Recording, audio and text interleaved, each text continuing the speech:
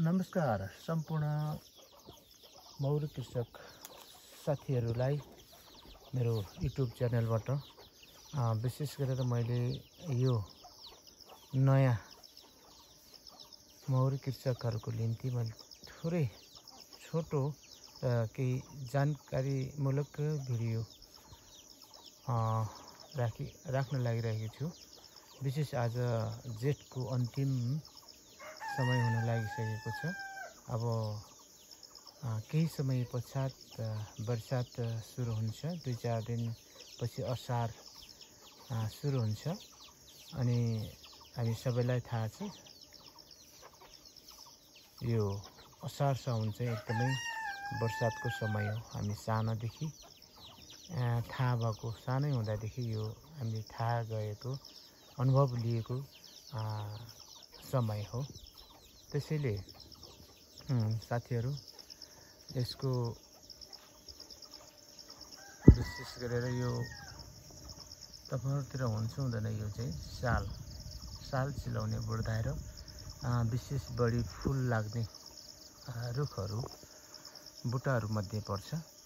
यसको फूल जम्मै फलमा परिणत भइसकेको छ। यो अन्तिम जेठ महिना भएको कारणले गर्दा साथीहरू यसैले केही समयपछि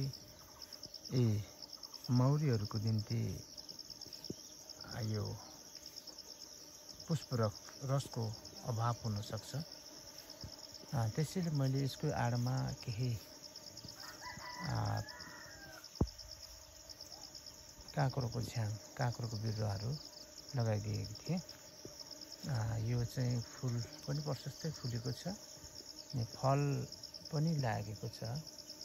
यहाँ 2-4 अरू झङहरू पनि छ टाढा। अनि साथीहरू यो यसको साइडमा पनि मैले यसको दायाँ बायाँ साइडमा मैले दोहोरी ठाउँमा लगाइदिएको छु।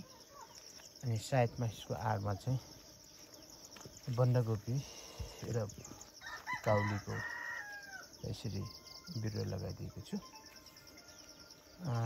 र साथीहरू मैले 12-15 दिन अगाडि यो खण्डमा पनि यो काउली यस्तै खालको काउली बन्दाको बिरुवाहरू थिए। मैले सर्लक्क यसलाई हटाएर यहाँ चाहिँ तोरी लगाइदिएको छु। विशेष गरेर साथीहरू यो बर्सातको समयमा सबै अब फुलेका फुलहरू सबै फलमा परिणत हुन्छ। यसैले यो व्यवस्थापन गर्नु छ। यो बर्सात सुरु हुन अगाडि यो खुल्लै ठाउँमा पनि हामी चाहिँ यो तोरी लगाउन सक्छौँ। तर बर्सात सुरु भइसकेपछि हामी हुनसक्छ सम्भव भएसम्म हामी प्लास्टिकको टोनलभित्र हामी चाहिँ सिँचाइ गरेर यो खालको यसरी तोरी खेती बिरुवाहरू लगाइदिन सक्छ।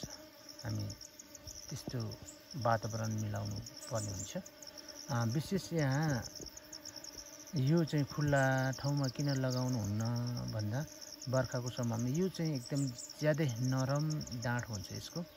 अनि धेरै पानी बर्सात भयो भने यो चाँडै कुहुने सर्ने यसको डाँठ जरा यसरी त्यस्तो हुने धेरै सम्भावना हुन्छ। त्यसैले यसलाई छ्याहालमा अर्थात् त्यो टोनलभित्र लगाइदियो भने हामी त्यो जरामा मात्रै यसको आवश्यक पानीहरू हामी राखिदिने। अरू डाँठहरूमा चाहिँ यसलाई चाहिँ पानी बढी आवश्यकभन्दा बढी नपुगोस् भनेर नजाओस् भनेर चाहिँ हामीले टोनलमा भित्र राखिदियो भने यो एकदमै असल तरिकाले यसले फुल दिन सक्छ र हाम्रो मौरीहरू चाहिँ यसमा रमाउन सक्छ। यसले चाहिँ आफूलाई परेको चाहिँ आवश्यक परेको चाहिँ पुष्परस र कुटहरू ओर्सन सक्छ है।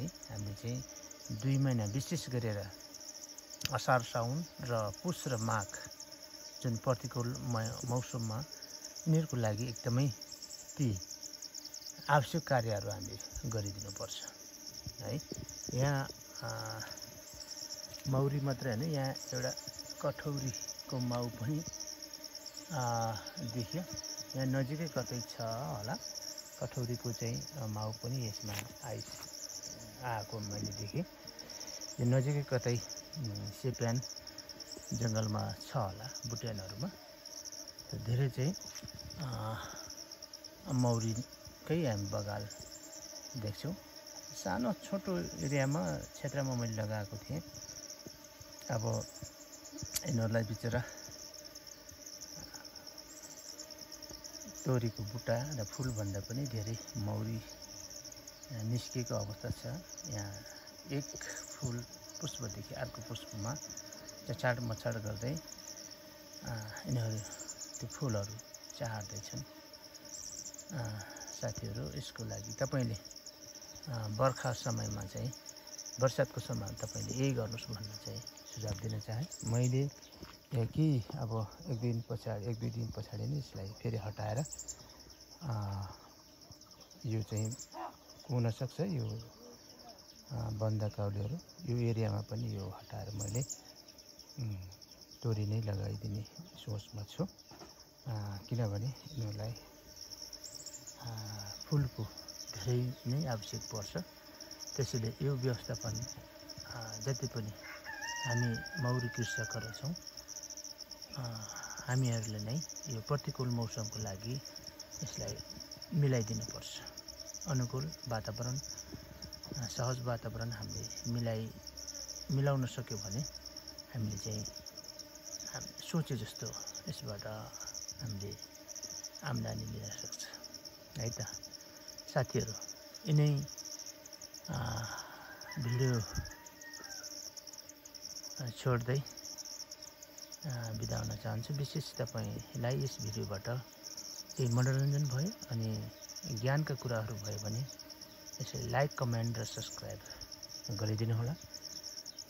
हामी फेरि भेट्ने नै छौँ अर्को भिडियोमा। हुन्छ, नमस्कार।